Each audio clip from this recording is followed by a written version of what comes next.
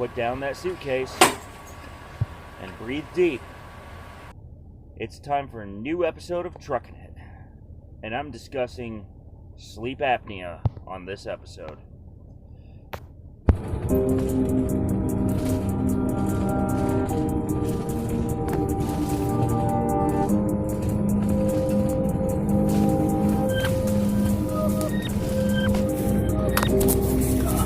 Let me get up here.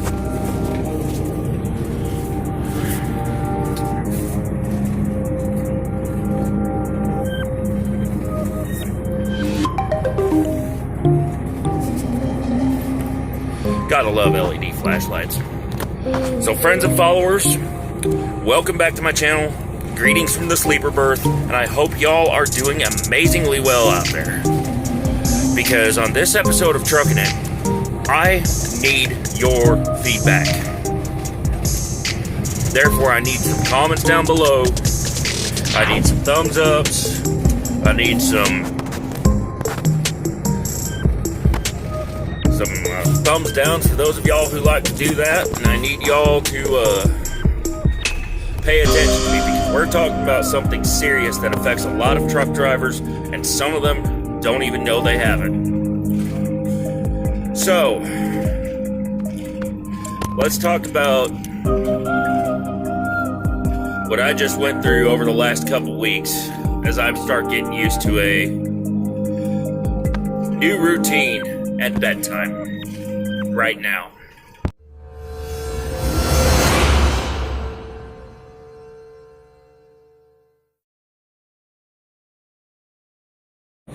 Okay, at the beginning of the video, y'all saw my little machine that I have here. They're alongside the bed here. I'm turning the camera so y'all can see it better. I was recently diagnosed with sleep apnea caused by allergic inflammation in combination with my diabetes and some genetic factors, as well as my heavy body weight, which certainly don't help. So the reason why I was diagnosed with it primarily was because I had asked. I went to a doctor, I got tested for it, and that's what the doctors determined.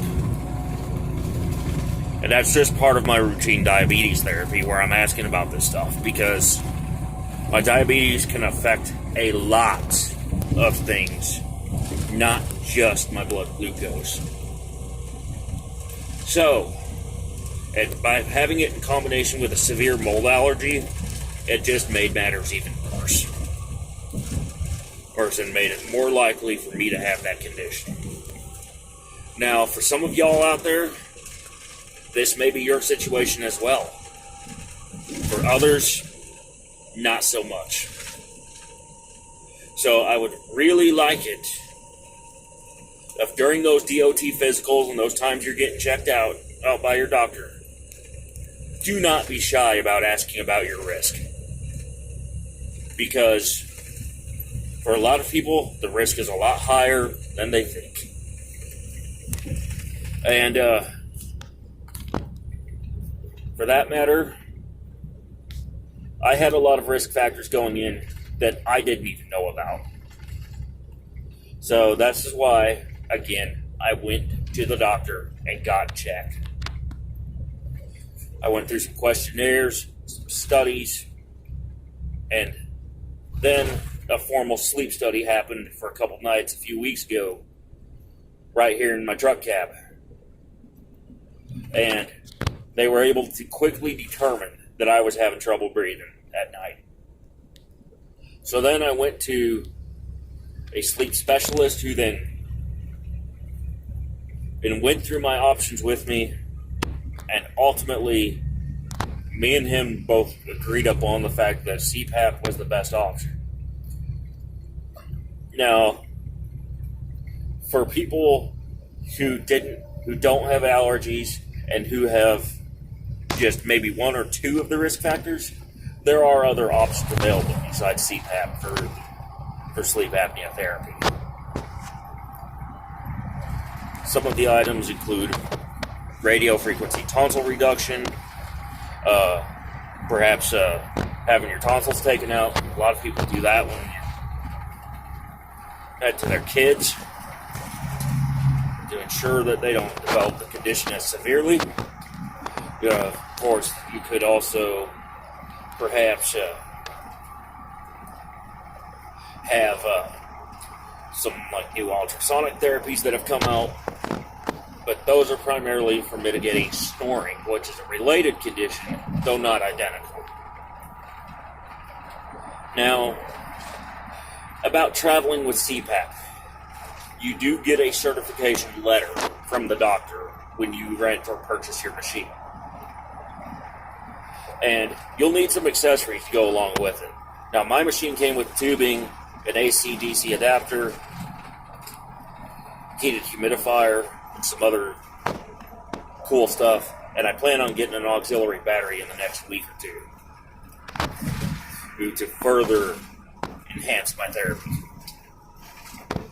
Now, it can run off of any AC or DC power source, provided you have the correct cables and adapters for it. And it consumes about 100 watts of power, give or take. Which is not much compared with some of the devices that were out there in the past, and some of the less advanced models that were out even just a few years ago.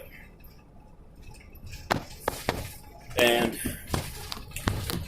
models like the Philips DreamStation and DreamStation Go, which I have the former, and the new models from ResMed and some of the other brands come with features that actually help you manage your therapy better, both on the road and at home. The DreamStation Go, for example, is battery powered, and it fits into a space about the size of a deck of cards. The full-size DreamStation, which I have, is a bit larger, about the size of a, if you remember those old Trapper Keeper binders from school, it's about the size of one of those loaded with papers. To give you a rough reference. And then the tube, the tube's just a standard flexible tube. And the case, it